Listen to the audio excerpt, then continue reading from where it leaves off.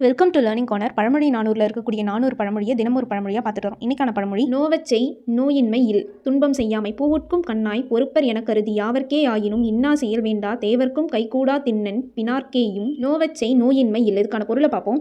எவ்வளவுதான் ஒருத்தவங்க அதிக அன்புடையவராக இருந்தாலும் அவங்களும் மனம் நொந்து பொறுமை இழந்து விடுவாங்க.